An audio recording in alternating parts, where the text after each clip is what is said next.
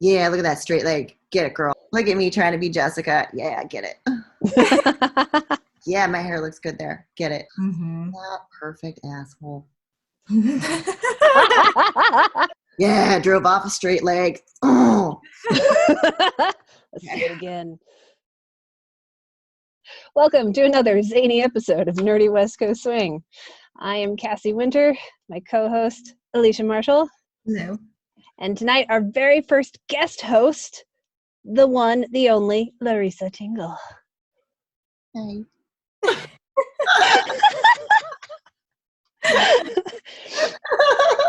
Do you want to introduce your furry assistant for the peanut gallery? This is Jinx. Hi. Yeah. Thanks for the jazz hands, Aaron. Whatever. She'll just be chilling this whole time. So tonight we're going to talk about filling space and analyzing Larisa's dance with Kyle from Swingtacular 2019. But before we get started, we have a silly little announcement. We have a logo. I'm going to share my screen and share it with you all because it's just dumb and exciting.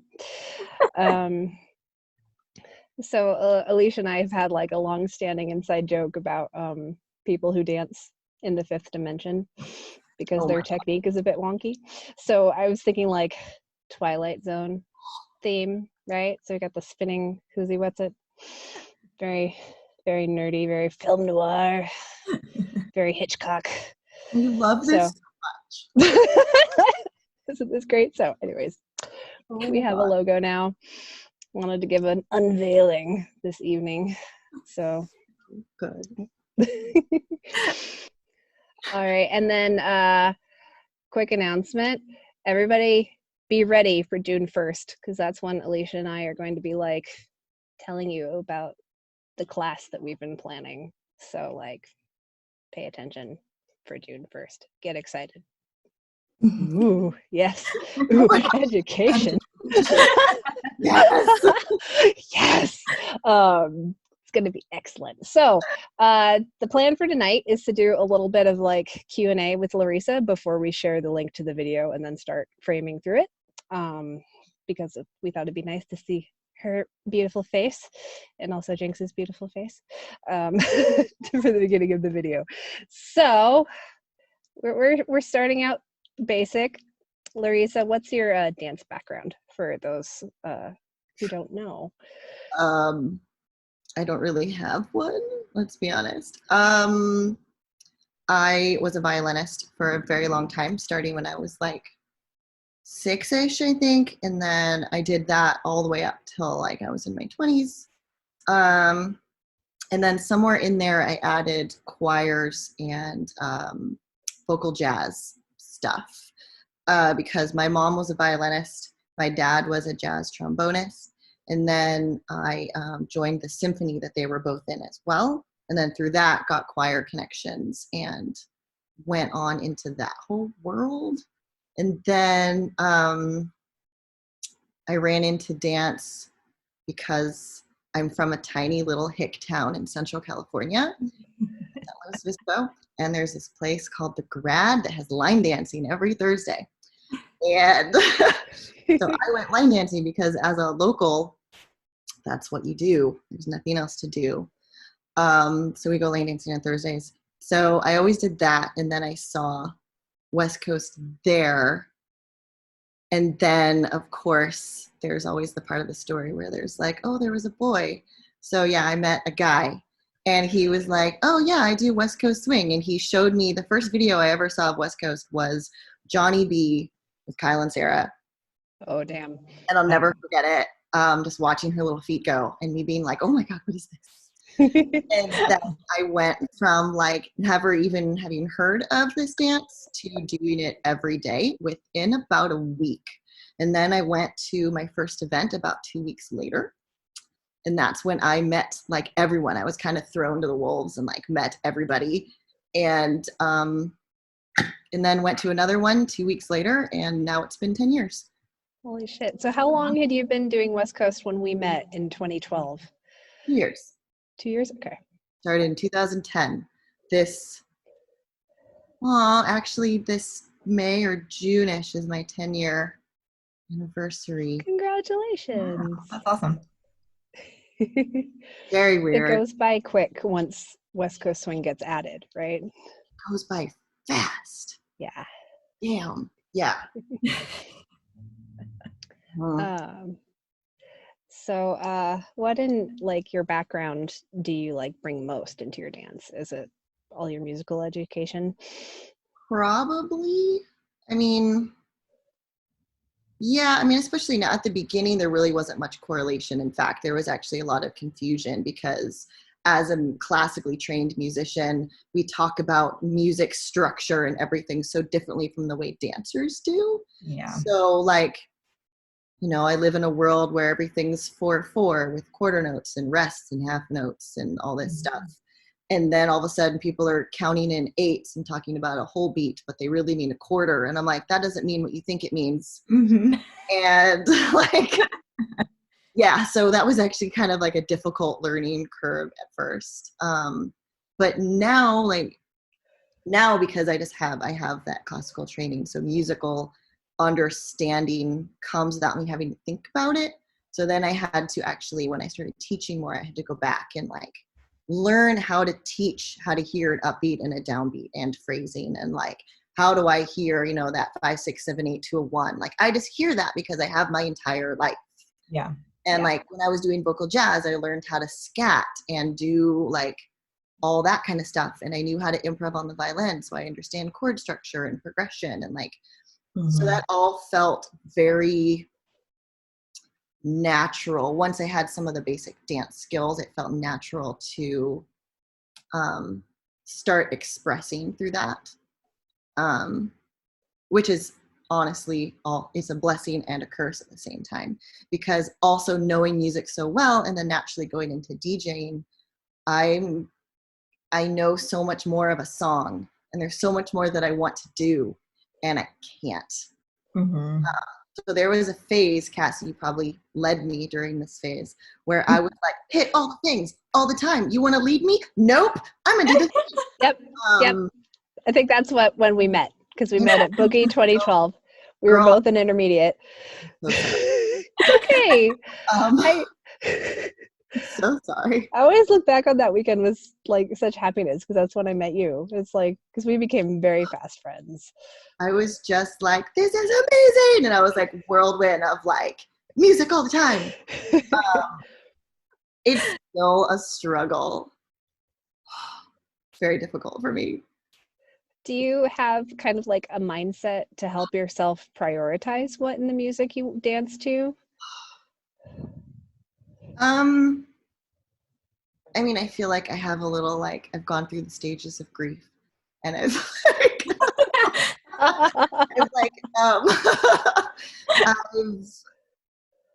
come to grips with like, okay, I can't hit everything, and that's fine. I can continuously dance through my follow, and then like I can keep hitting little things as long as I trust my leader to hit other things. And I don't want to sound bitchy or spoiled, but I might.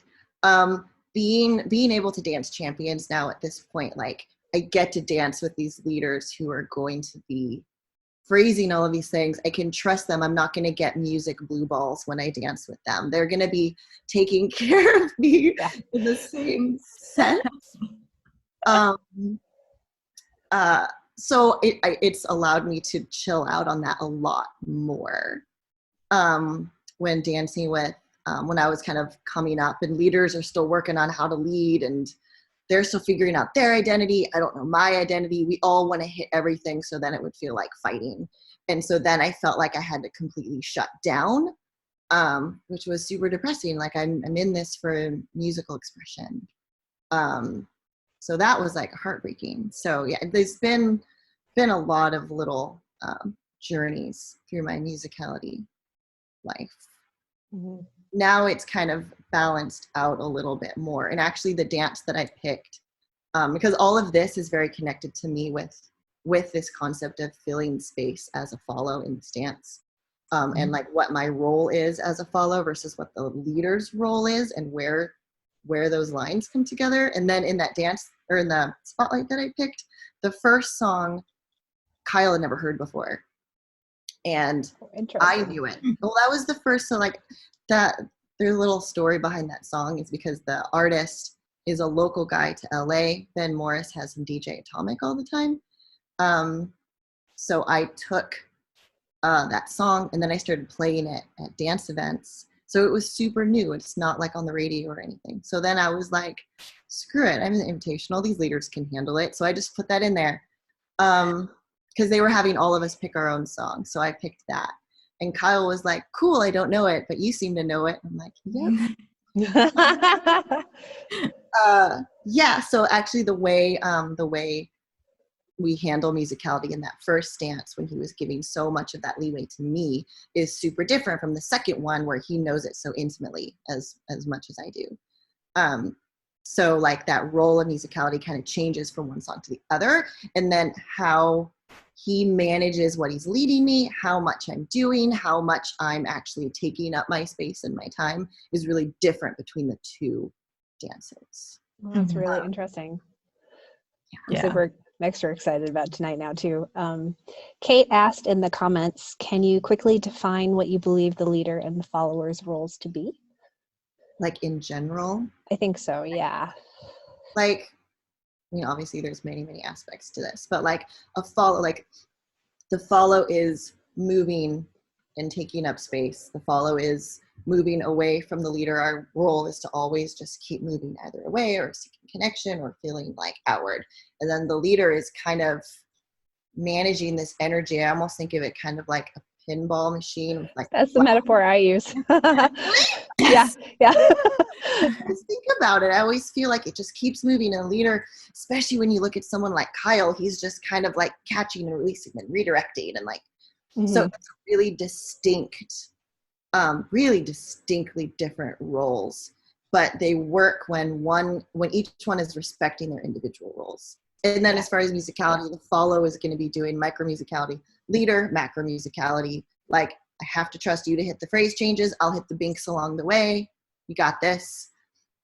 And then you come into problems when those lines start overlapping, which is my personal issue, because as I'm hearing so many things, I can get really carried away, and I'm not back leading, but like I might get really caught up in a piece of musicality and then stop my momentum. And the leader was like, you need to keep going. And I'll be like, but there's a thing I want to hit. And they're like, go. And like, it's been a journey. I'm still working on it. I get really excited. So like there's a couple places in that dance where you see me, we're like, I'm going to hit the thing. And Kyle's like waiting, like she's going to go back. She's not going. Okay, I'll take up the space. And then it goes back to normal roles. Like those are some of those little moments where it's great because you're working as a team.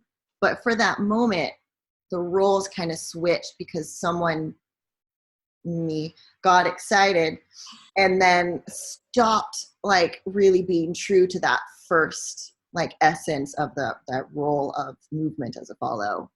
This is why I'm like super fascinated with filling space, because it's not just physical space, but it's musical space.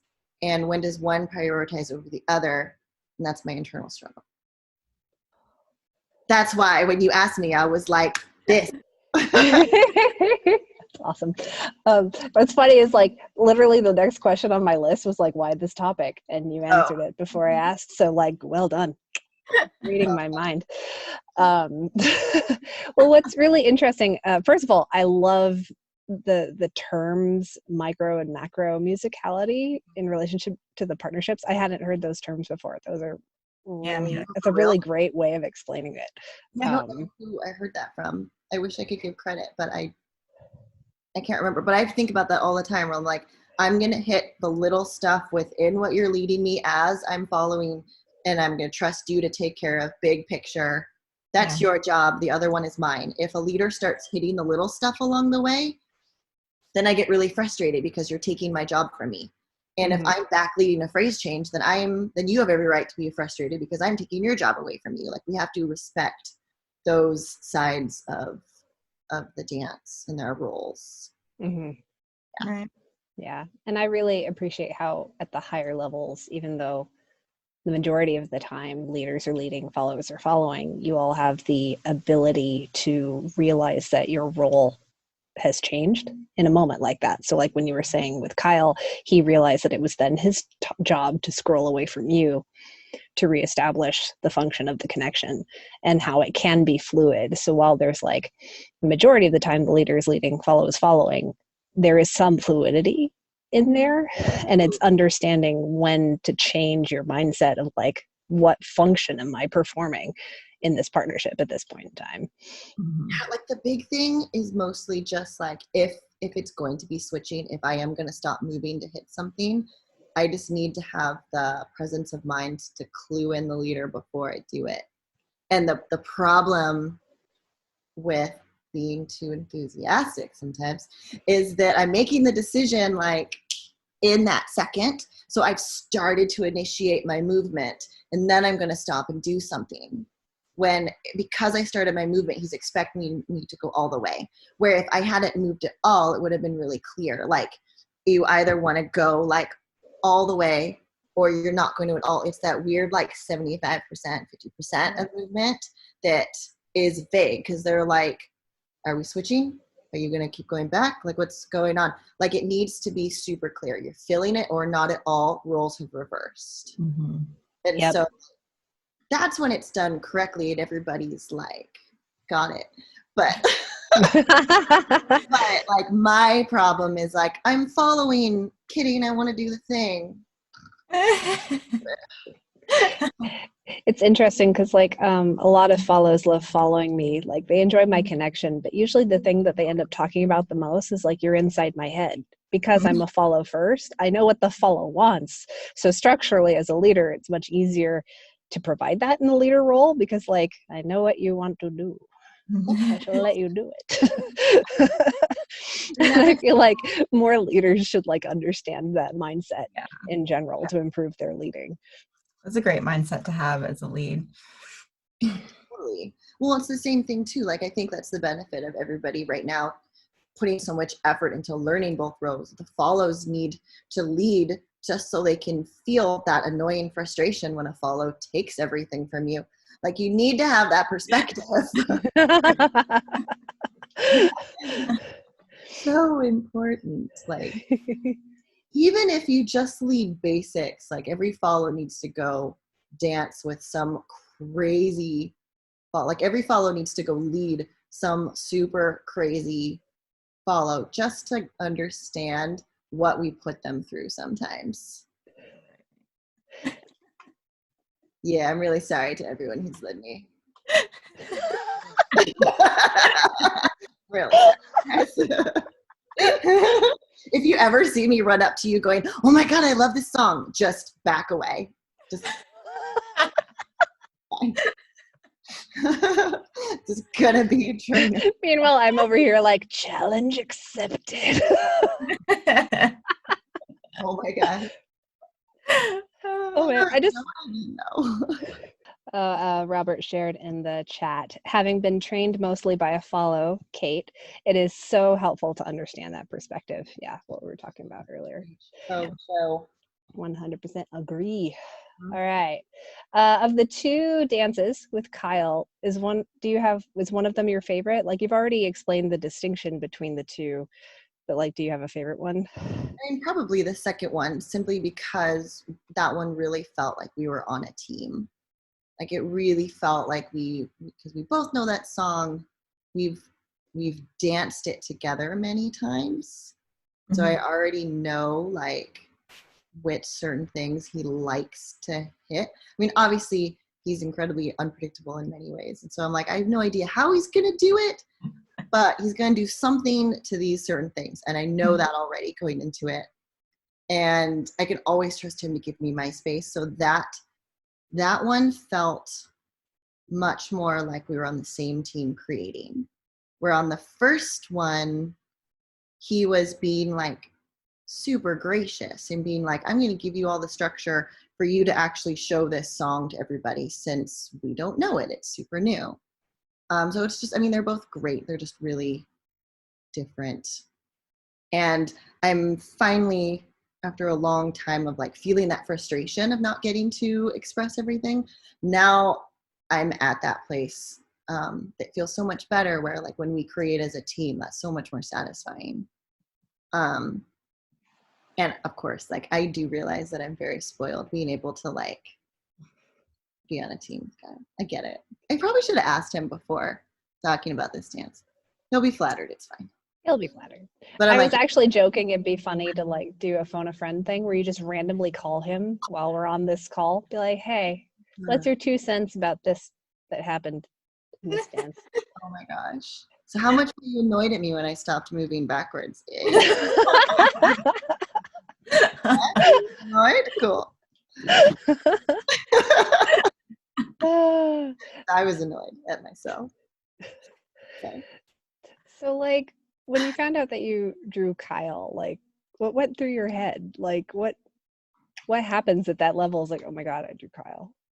Because I love him. He's been incredibly supportive of my journey over the years. And I feel so fortunate to have him on my team.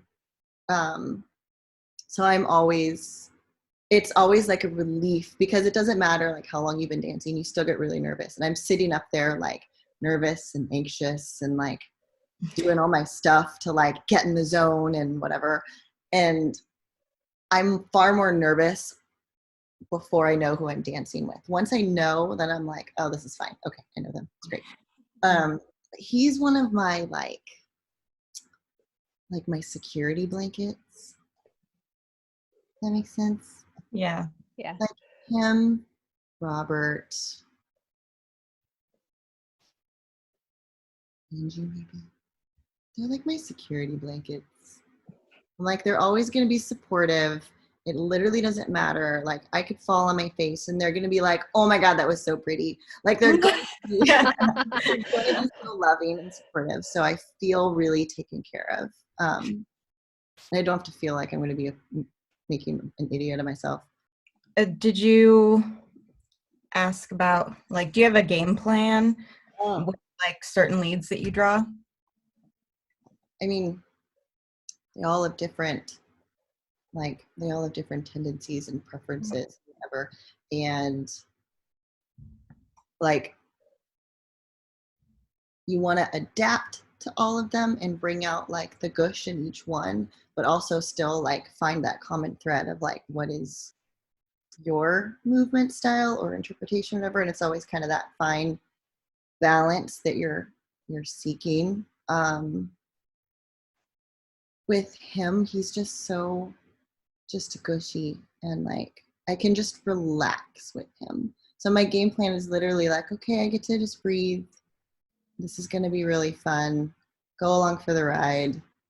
There's definitely some leaders who are like, okay, I'm gonna I got to be on my game because they might surprise me or something might come out of nowhere or whatever. But like with him, like he's so just comfy and gushy. And like I said, I'm spoiled. I've danced with him many times.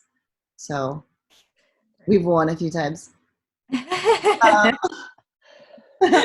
So like, I'm always like, yeah, money. I'm just kidding.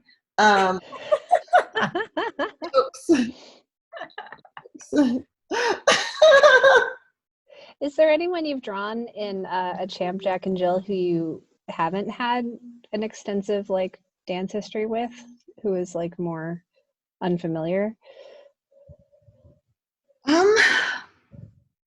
Like I drew Marcus Smith somewhere last year, and we literally only had a couple of social dances.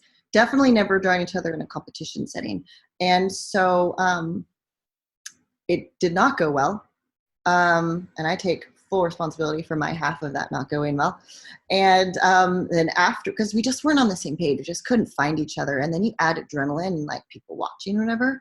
And it was just like, we couldn't find each other. And then we went in social dance, we went and found each other late that night. And I went up to him and I was like apologizing profusely. And he was like, no, I need to apologize.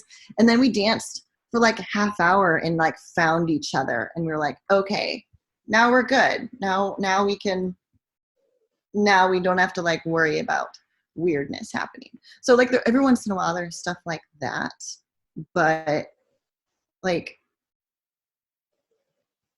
I'm a social dance whore where I'm going to go out and like literally make everyone dance with me. So I've been, they're all very patient with me, which I really appreciate. So I have danced a lot with most of them. So what's extra fun with that over the years is because they've all been really patiently dancing with me for so long, they've all been a part of my journey over the years. And I've taken lessons with them. And then as they started asking me for Strictly and things kind of changed, like it's still mind-boggling and like I'm just so full of gratitude and everything whenever any of these amazing leaders like wants to just jam out and rock out with me, and I get to know them again in whatever stage I am of their dancing. And then they're all amazing professionals who work on their dance constantly, so they're all tweaking and learning and growing. So it's really, really cool. It's just really fun to experience that with all of them. So I love having these relationships with all of them. I love them. Yeah, that's awesome. Yeah, so cool. Is there anyone that you feel like you connect with best, or that you can express yourself most when you dance with?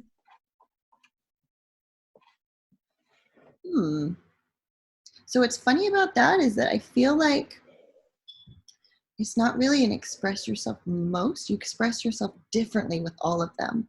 Right. So it's super hard for me to pick a favorite because I really like what they all bring out of me differently. Mm-hmm. And I think that's one of the reasons why we're all so addicted to this dance.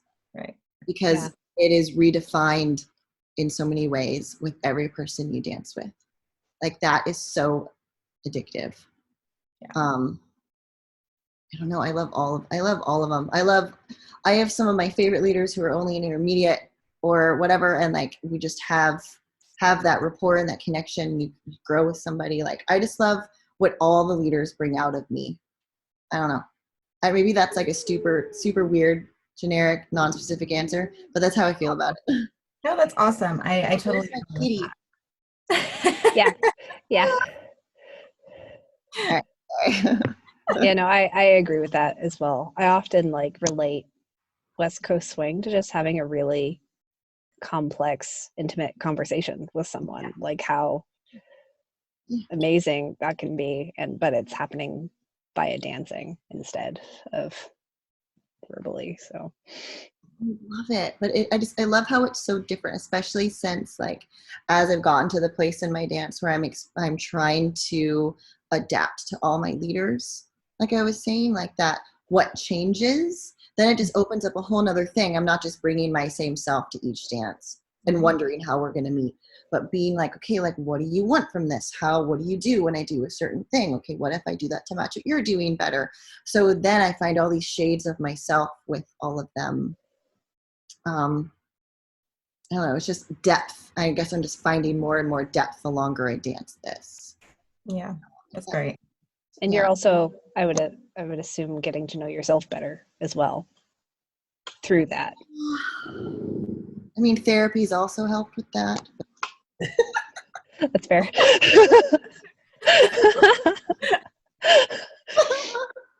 I mean, yes, this is very true. Like the thing that's cool is that you're finding out what is consistent as you're working on being malleable, like between people, and that's where like figuring that out is the hardest thing.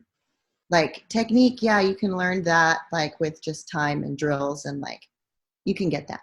But like really being able to figure out like, how do I want to move? How do I hear things? How does that match with what other people are doing? Like, what is my identity? How do I really feel about this dance? Like, that's the hardest part of this entire thing.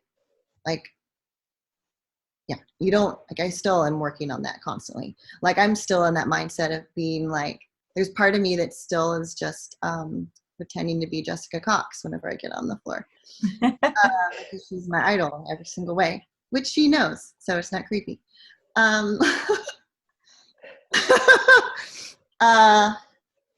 yeah, I'm still figuring that out. Like at this point, I know that there's things that are definably me because other people say that.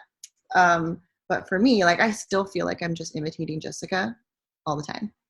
So it's a work in progress for sure, all the time. Yeah. Cool. All right. Shall we share the video? Yes. All right. It is time. Because of how organized we've gotten, I know where the link is. Yeah, turn a light Very off. exciting. Someone get off my lap? Okay, cool. Thanks. All right. I am sharing the link to the YouTube video of Larisa and Kyle in the chat. Everybody go ahead, go watch the whole thing and come back and let us know when you're done. And then we will start analyzing. Evil cackle. Yeah. I'm proud of that dance, but there's definitely moments where I can't deal. Mm-mm. And this is like one of the reasons why I find this really interesting, because I know everyone at the champion level feels that way about their dances. Like they'll be simultaneously proud and there are things that they want to work on and change. And I think having that transparency in the conversation is really informative for the whole community and helps humanize the people that we look up to so much and helps us feel better about our own journeys and our own dancing. So like that's why I'm really excited about this format. Yeah. Oh. I mean, we're all our own harshest critics. Like, I'm just going to rip this dance apart. I mean, look how amazing Kyle was here. Look how derpy this looks on me. Okay, cool. Kyle was amazing here. All right, look how derpy it was. Yeah. It's going to be... We analyzed my dance with Bryn Anderson from Bridgetown All-American on our blues episode a few weeks ago, and I was doing the same thing. I'm like, this is good, but... And Alicia's like, but it was a great dance. And I'm like, but she's like, but it was a great dance. And I'm like, girl, feel you. Second guess yourself. You're like, but was it? Yeah. Oh, totally get that. Yeah. Phoenix says in the chat, so much relate. I absolutely watch my videos multiple times, not for me, but to watch how the contestants are reacting in the background. Do you ever go back and watch your own reactions when you're watching people's spotlights? Good, because I've learned a lot about myself by watching myself in the background of other people's dances.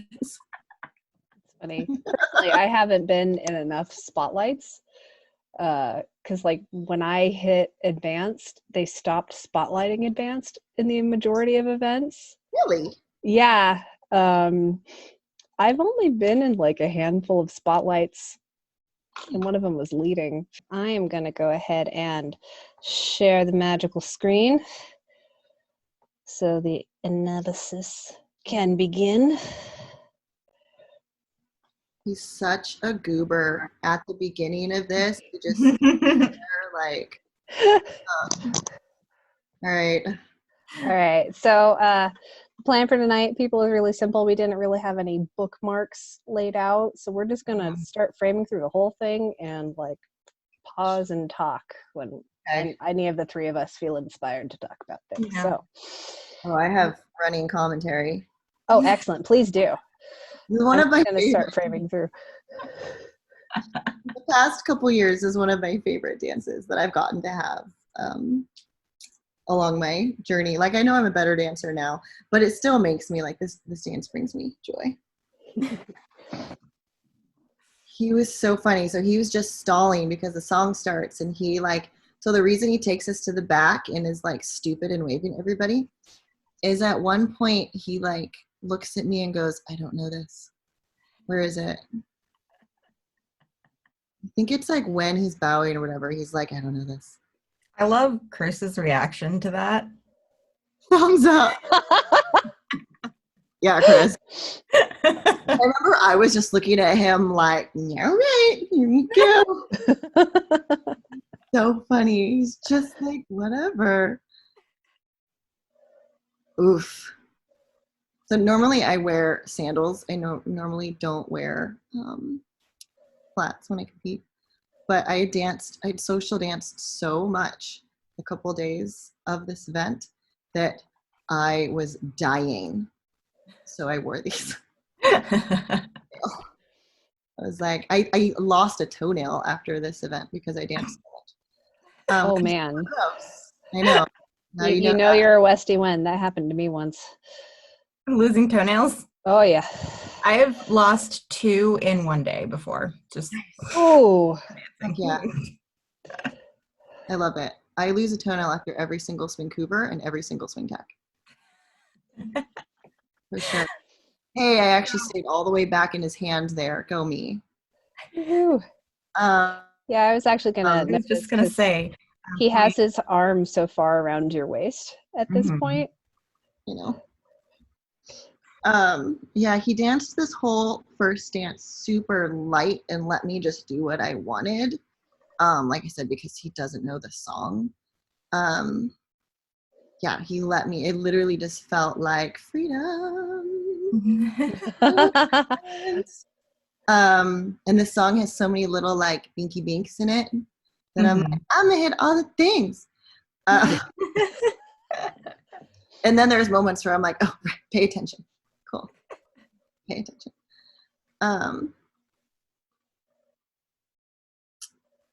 Yeah, see, like I should have come in way farther, but I was like, no, I'm gonna rotate. That's cool. Yeah, I was gonna say like that tuck. I should have, but because I decided,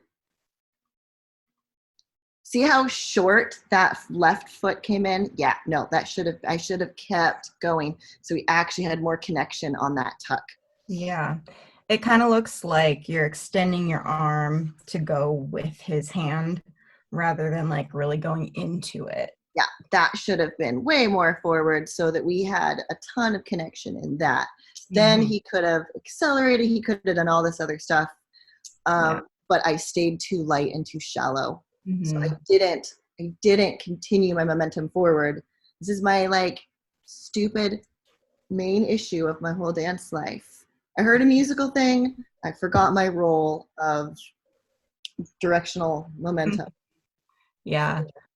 Because it looks like that rotation out of it doesn't go quite as far as he was intending it to go. Because I didn't have enough energy behind it, because I didn't go all the way into the connection where I could have actually used him. So like a lot of this kind of stuff is like whenever you hear people talk about like, oh, things are happy accidents or things work out unexpectedly or whatever, it's because you're both adapting. Like he adapted to the fact that I didn't go all the way into that connection. And then we both had to adapt to the fact that I didn't have enough power to get myself all the way around. Yeah. Oh, girl, why didn't you straighten that leg before you push off it? That's cool. Well, I found that interesting because he like very intentionally has his arm really close to him so that you can both settle that out. Yeah, he was managing space really well. He probably wasn't even thinking about it because we've social danced a lot. He knows where I'm at with this stuff, and because he's been a coach of mine forever. So we've actually had talks about space and all this stuff and musicality together. So he knows that my tendency, especially nervous and in a spotlight, and I think this dance was like right after like Victoria or somebody epic went. So I was like tripping out inside. So he like, you can see like he's taking really good care of me already. Like he's really managing, like he's keeping a short frame. He's not micromanaging me, but he's really conscious of, he's helping you get through things. I should have given him my prize money. I should have been like, thank you. Oh my gosh. Yeah. Goose. So actually, that was like one of the questions that I was curious to ask you about, because like watching these videos, connection wise, it looks like he's asking you for more weight in the connection fairly frequently. Was that your experience? He was really light in the first dance. He was a lot heavier in the second one. That you can see that our timing was super off because my lower half was still there while he asked my upper half to go. We were not. See how my hips are forward there? Oof, girl, fail. Yeah, as I get back, so as my left foot goes back and we're like putting my hip weight, so that my left foot is too far back, trying to get my hips over it, but he's already leading me forward. So my left foot should have been way closer. I should have pushed the weight there quicker and then gotten the hell out. Oops. Cool. I'm sorry. I mean, luckily things like that can happen all the time. You have misunderstandings or like,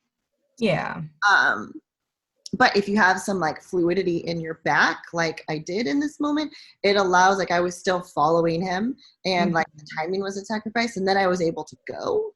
If I'd been rigid, then it would have been a really jerky instead of reading just like fluid in the moment, even though my weight wasn't perfectly where it should have been. Like, I kind of fixed it with diffusing some movement through my back in order to, yep. My heel never gets down. Oh, that foot's just way too far back. Yeah, well, it looks to me like you're reaching back to like come up over yourself to get more control. Yep. It wasn't super. Yeah, I wasn't grounded there. I was still super split weight. That foot's just too far back. It makes a whole bunch of things go wrong. Well, I can see why your foot ended up back there. Like he was giving you a lot of energy that way. I thought he was going to let go when I was going to slide out. Oh, interesting. I didn't expect him to hold on to me. And that's my fault. That's one of the things that I'm working on is making those decisions of exactly where my weight goes or where a foot goes or whatever. I need to make it a split second later than I am. I can still make as much musical choice and whatever that I want. I literally just need to wait like a split second. That has been something I've been working on for the last few months, actually. Yeah. Do you feel like that's because you prefer to have like more control over your own body? I mean, I do like a lot of control. I am super type A.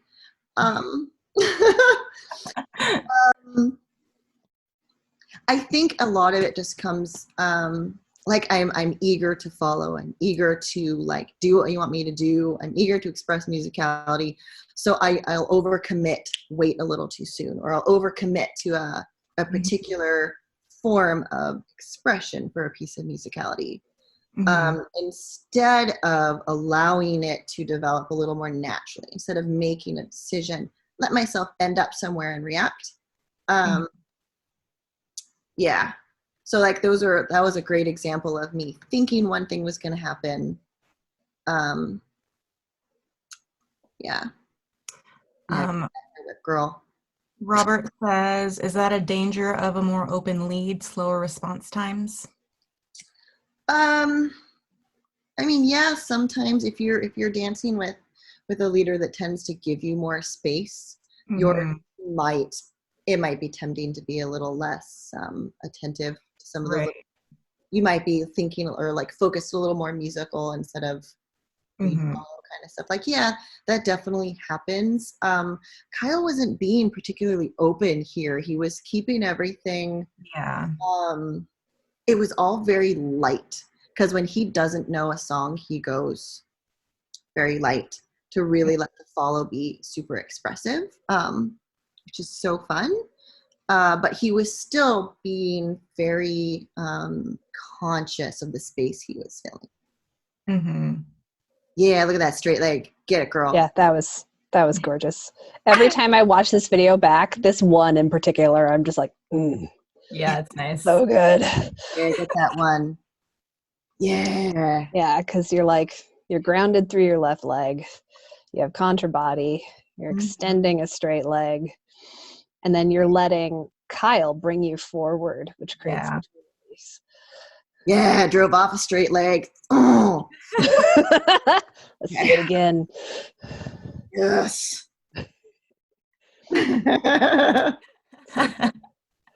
Get it. I usually do toe, but there I did like a little bit of a release, probably just because I'm in those flat shoes. I prefer toe. And I usually wear sandals. Like my primary thing is always sandals. Like I said, this is literally because I ripped up that right toe. That's fine. Yeah, but it's funny. I was going to ask you which shoes you prefer because you always, like, you're still able to maintain your high quality of movement regardless of your shoe, which I'm a is, sandal girl. yeah, but that's interesting to know that even though you are capable, you still prefer the sandals. Oh, for sure. I just like the way I can control my weight. I like the ankle extension. I like it feels like I'm, even if it's just like those like 2 inches or whatever, it feels like I'm activating using leg muscles differently, thinking core differently. Like I like all of that, and it has a more classic style, which is more my brand. I guess I have a brand. It's more my brand. Yeah. Yeah, it looks to me like heels lends better to your technique choices. It does. And I really like showing off the fact that I actually know how to use my feet. Yeah. Yeah. Ready. Yeah. So that's normally why I'm like, it's my preferred. I liked this moment. This was cute. So I'm curious, in this position where you're just kind of grooving together, what is the dominant connection point from him? Is it his hand on your ribs, or is it like his forearm on your side, or are you feeling his back or his chest against your back? Like, what's the dominant connection point right here? I was feeling that and ribcage. Gotcha. Yeah. So it's that and that. So I could feel as we were transferring, and then you can see like I could feel that open to them prep me out. And it was by having those 2 points of contact, he could very easily tell what foot I'm on too. He's such a genius with that stuff though. Oh my gosh, I need to freeze frame me like in the air. That's In the air. Woo! Woo! Yeah. You're like floating and your hair is completely occluding your face. Sorry about that. It's great. I spend most of the time seeing through red, so it's fine.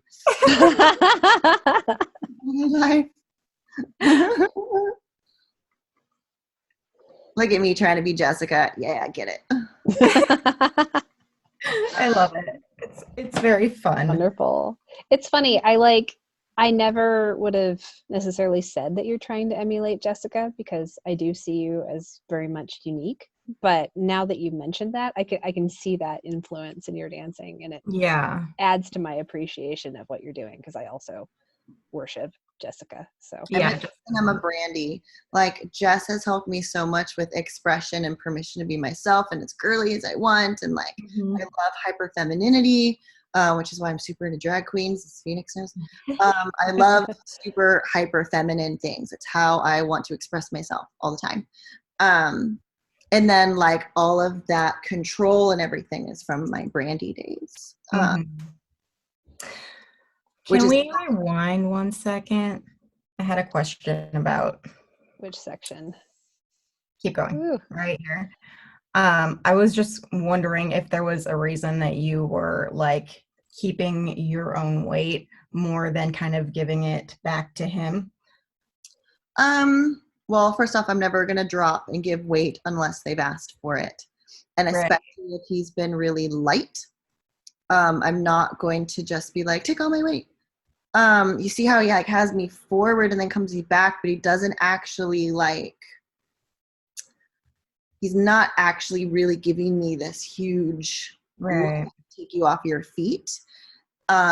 He gave me the option. He was going to be there for me if I wanted to. But he wasn't fully leading that whole thing down. Yeah. Kyle's brilliant at that. Like, I mean, all the champ leaders are, but especially him, we're at the point where he'll just be like, I'm here if you want it. Mm-hmm. You don't have to take it. What do you hear? And so instead, I was like, I'm going to do a thing that I'm hearing because there's like something super like dinky dinky dink in the music there. So I was like, I'm going to do that instead.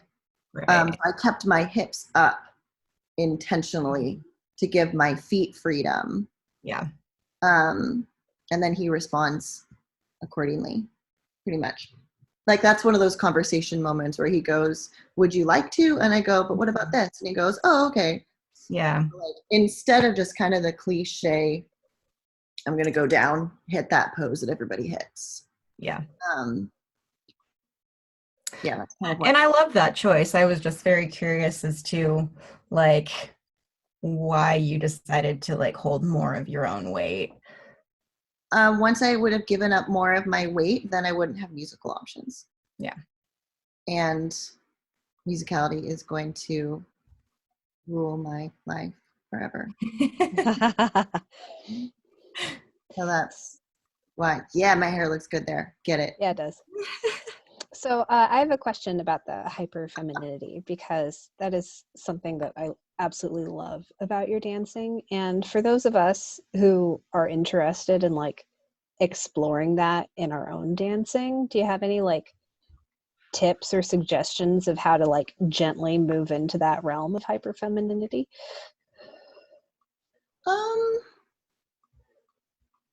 I mean, it's very personal. Like, I feel like everybody expresses that differently. I feel like a lot of it's going to come down to comfort level too. Like, there was a while where I judged myself really harshly, even in everyday life, for being really feminine.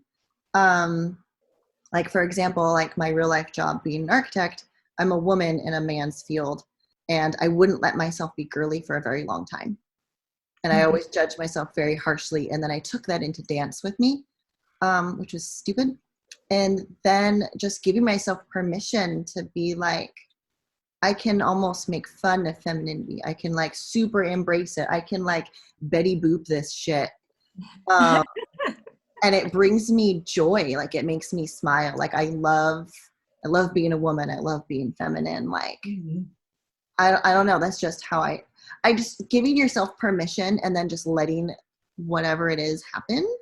I feel like that's the biggest thing. You just kind of have to give that permission instead of being afraid people are going to judge you. Other than that, like, that's pretty much it. Cool. That's awesome. Thank you. Yeah. I wish there was like more concrete ways, but like, honestly, I don't know. It's such a personal thing that I feel like so many of us get on ourselves for. Like, there's nothing wrong with loving pink. There's nothing wrong with being like really, really girly. Yeah. And I hate that we judge as like a society on the whole for that. Like, that is off. Like, no, I'm going to wear my pink hard hat to the job site. Screw it. Yeah, I'm going to rhinestone literally everything in my house. I love it. Yeah. Are there certain things in your dance that you feel like you keep coming back to express that? Hips. I'm a hip girl.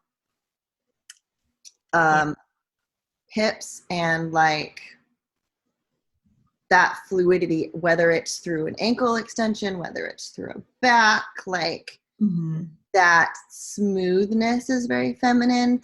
And like isolating a hip, right? Like, that's where my femininity usually comes out.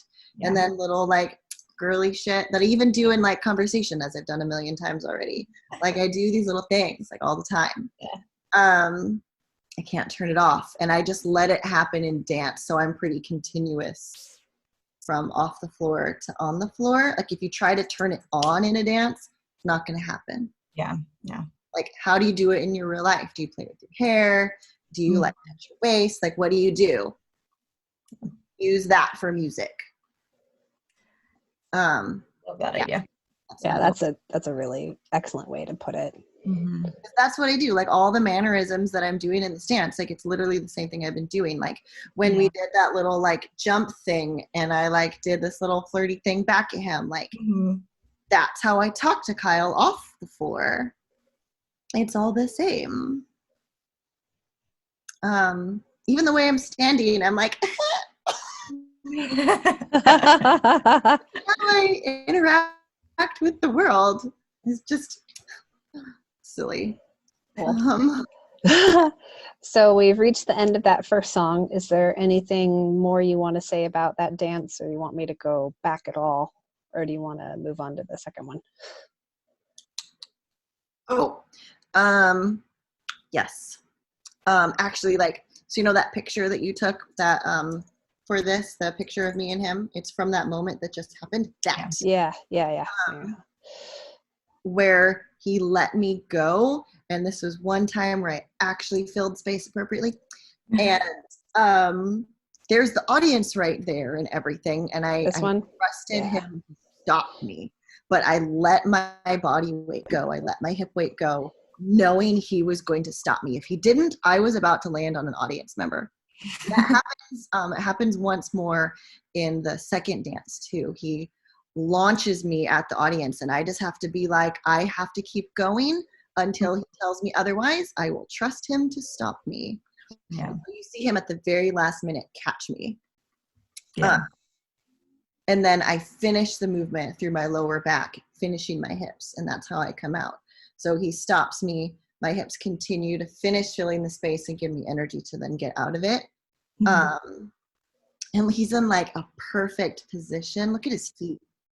That's perfect, son of a bitch. Look at that. Yeah, he's got this beautiful arc. Yeah. Look at his body. And we're like totally balanced, and his hip weight totally balanced with my hip weight. Mm-hmm. That perfect asshole.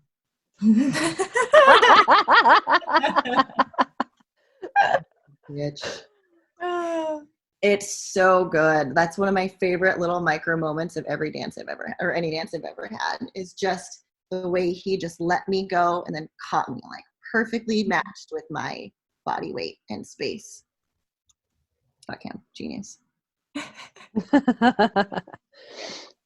And that's where, like, I remember dancing it. I remember feeling like, oh, okay, we found each other. And then I could trust. So the next dance starts off dramatically different. And I felt like I was in a different, like, trusting space with him because of that little moment. Yeah. Yeah. It's so good. My hips should have been further back. That's fine. Totally fine. So many problems.